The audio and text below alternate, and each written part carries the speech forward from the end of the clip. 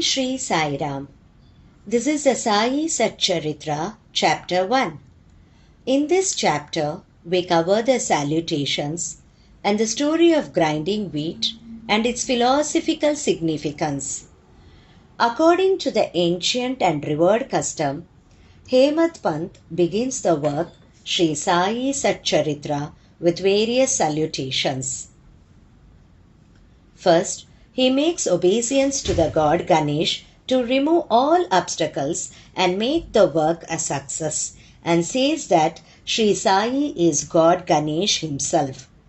Then to goddess Saraswati to inspire him to write the work, and says that Shri Sai is one with this goddess and that he is himself singing his own life.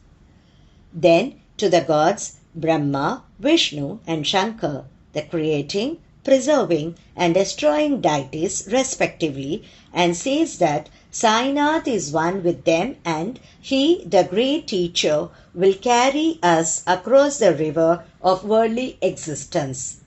Then to his tutelary deity Narayan Adinath, who manifested himself in Konkan, the land reclaimed by Parashurama, Ram in the Hindi version, from the sea, and to the Adi, original, Purush of the family.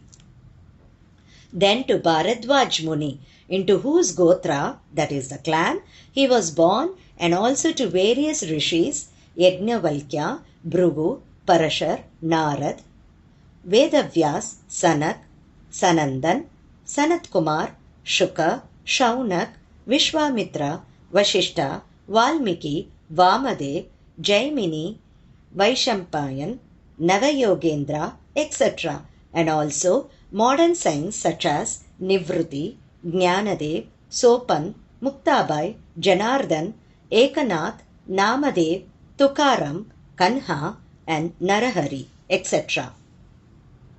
Then to his grandfather Sadashiv, father Raghunath, his mother who left him in his infancy, to his paternal aunt who brought him up, and to his loving elder brother. Then to the readers, and praise to them to give their whole and undivided attention to his work. And lastly, to his Guru Sri Sainath, an incarnation of Sri Dattatreya, who is his sole refuge and who will make him realize that Brahma is the reality and the whole world an illusion, and incidentally to all beings in whom the Lord God dwells. After describing in brief the various modes of devotion according to Parashar, Vyasa and Shandilya, etc., the author goes on to relate the following story. It was some time after 1910 that I went one fine morning to the masjid in Shirdi to have darshan of Sai Baba. I was wonderstruck to see the following phenomenon. After washing his mouth and face, Sai Baba began to make preparations for grinding wheat. He spread a sack on the floor and thereon set a hand mill. He took some quantity of wheat in a winnowing fan, and then, drawing up the sleeves of his kafni, robe, and taking hold of the peg of the hand mill, started grinding the wheat by putting a few handfuls of wheat in the upper opening of the mill and rotated it. I thought, what business Baba had with the grinding of wheat when he possessed nothing and stored nothing, and as he lived on alms. Some people who had come there thought likewise, but none had the courage to ask Baba what he was doing. Immediately, this news of Baba grinding wheat spread into the village, and at once men and women ran to the masjid and flocked there to see Baba's act. 4 bold women from the crowd forced their way up and, pushing Baba aside, forcibly took the peg or handle into their hands, and singing Baba's leelas started grinding.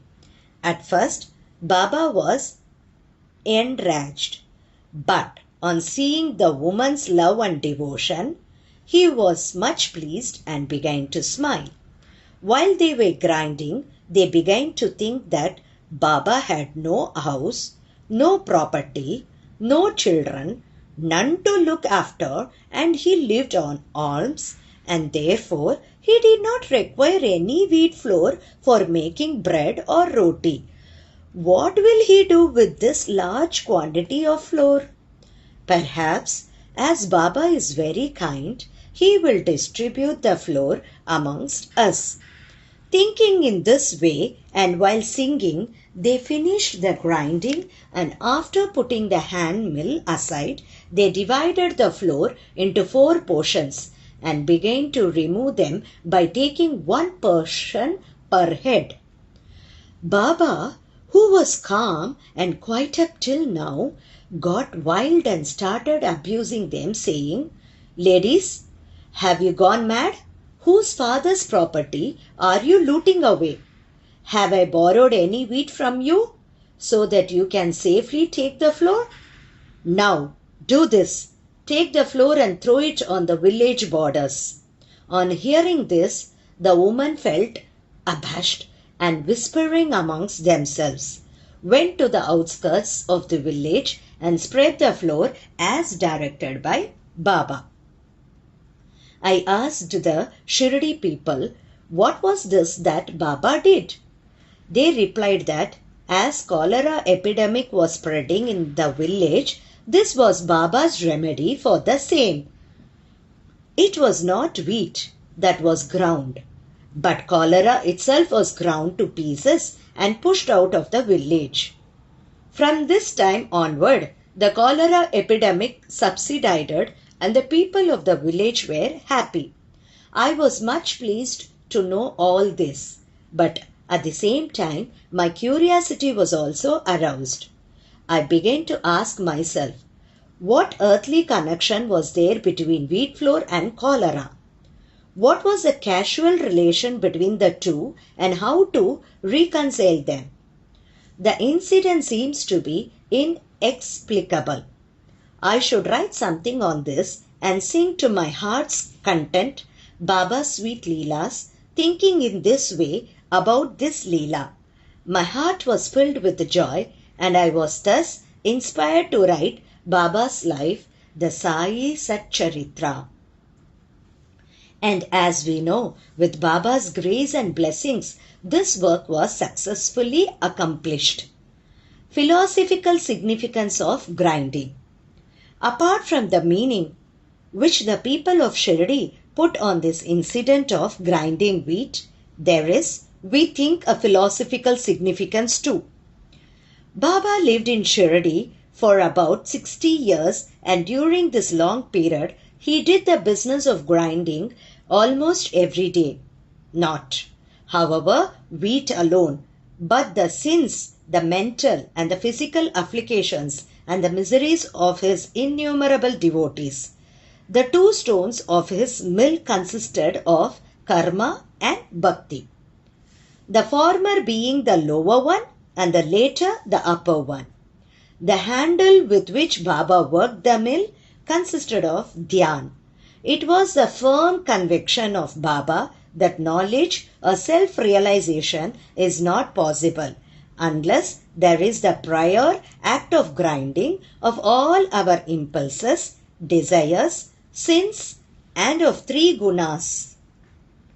That is Sattva, Rajas, and Tamas, and the Ahamkara, which is so subtle and therefore so difficult to get rid of. This reminds us of a similar story of Kabir, who, seeing a woman grinding corn, said to his guru, Nipat Niranjan, I am weeping because I feel the agony of being crushed under this wheel of worldly existence. Like the corn in the hand mill, Nipat Niranjan replied, do not be afraid. Hold fast to the handle of knowledge of this mill, as I do, and do not wander far away from the same, but turn inward to the center, and you are sure to be saved. Bow to Sri Sai, peace be to all. And that it brings the Sai Satcharitra, chapter 1.